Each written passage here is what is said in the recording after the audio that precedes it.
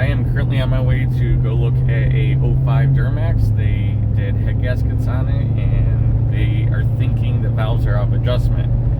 It's popping back through the intake, making some noises in the top end. So we're gonna go pull the valve covers and see if they're out of adjustment.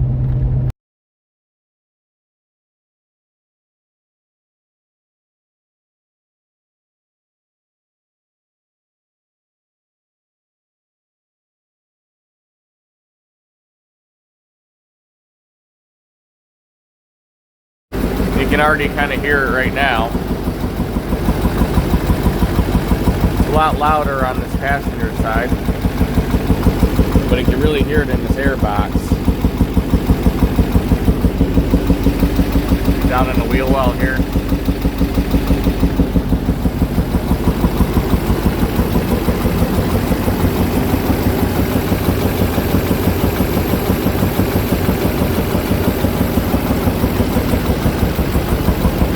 Kind of sounds almost like an exhaust leak, but I've already gone around the exhaust manifold. Look, like I said, they just did head gaskets on it. The gaskets are new.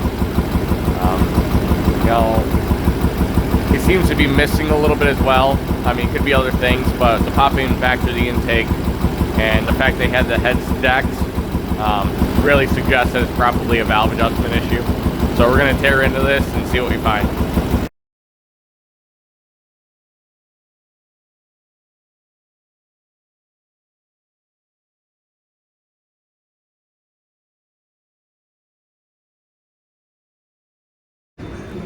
Alright, like I said, we decided to pull the passenger side valve cover off, only because it sounded louder on this side.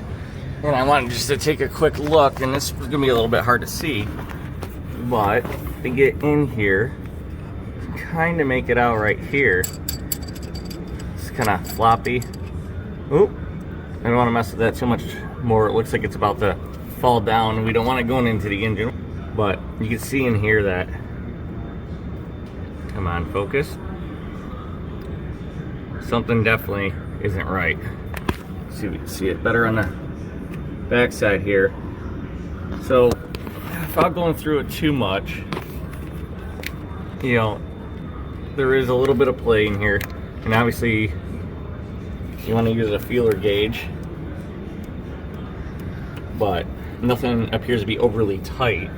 So more than likely what happened is that it was slightly out of place when the valve train's put together, and whoever worked on it didn't quite catch that. The valve may have made contact with that piston, and the valve could be bent. So we could try putting a different push rod in there. It's a lot of work, obviously, to tear this down. What we could do is also should probably just pull the injector or the glow plug and close off the valves and pressurize it with air, and we'll see if it leaks back through the intake. If it does, then the head's going to have to come back off, which is a bit of a project. So I'm going to have a word with them and see what direction we're going to go. Well, there it is. This is the top of a push rod. More than likely what happened is sometimes it's hard to hold 16 push rods in place when you're putting the rocker arm assembly down, and if it's sitting on the edge here against the ball that you would adjust for the valves, then what can happen is it can bottom out, the valve gets a piston, and as you tighten down, it'll bend it. And obviously as the motor's running, you're bouncing around, it'll just wiggle this back and forth until it breaks. Now, I can't get the push rod out now until I take the lower rocker box cover off. But what we decided to do, and what you should do, is we're going to, you pull the glow plug, and we're going to go get a compression tester and pull the check valve out of it and put it in a hole, and we're going to make sure the valves are closed and put air to it. If air comes out of the intake, then we're going to have to pull that off. Now what I did is I went and took the Schrader valves out of my diesel compression tester, and you thread the adapter into where the glow plug used to be. and you put shop air. Now you want to make sure that the intake and exhaust valves are closed, so make sure the rocker is fully rested. And what we're looking for is to hear or feel air coming from the intake, in which case, since the piping's still hooked up, you'll be feeling it come out the intake of the turbo. And I can't feel anything. And I don't hear anything coming out of the turbo. Now I do have a little bit of an air leak at the hose, just a little bit, but if the valve was stuck open, you would still be able to hear it definitely a lot louder coming out of the turbo here. So what we're now going to do is we're going to get our hands on a different push rod, and we're going to go through and install that, set the valve lash, and what we're going to want to do after that is a compression test on the motor. And if it comes back good, we're going to adjust the valves and pop this thing back together, and hopefully that'll be the end of it. Well, as of right now, it looks like we might have got lucky and we're not going to have to pull the head, so that's a little bit of a relief.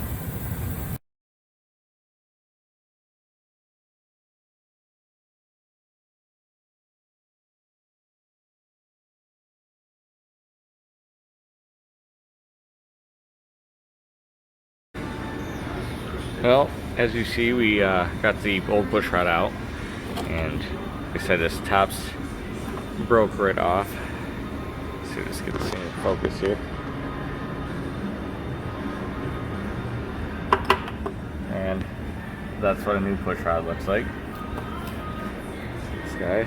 And go up here, we got the lower rocker cover off.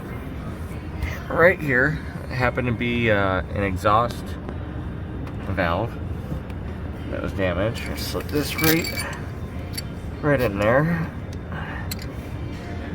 and inspect the rest of these while we're in here, make sure nothing else is damaged. Well, so here's what we found out with the Duramax.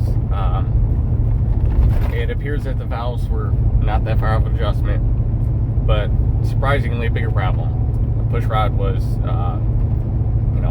ended up being bent, and the end was broken off. So, so far we got the old one out. We aired up the cylinder and found that it appears to be holding air. So we'll see once we get it back together.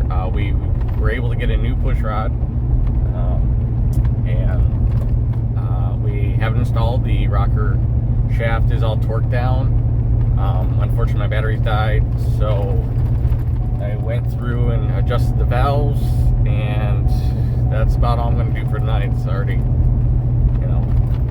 one thing about those Duramaxes is they run until they don't, and then you got to work on them. And I'm not a fan of that. A lot of crap on that motor just crammed in there, and you spend a lot of time bent over, so my back's pretty upset about that. Tomorrow morning I am coming out again. We're gonna finish putting the bolts in the lower valve cover, the upper valve cover.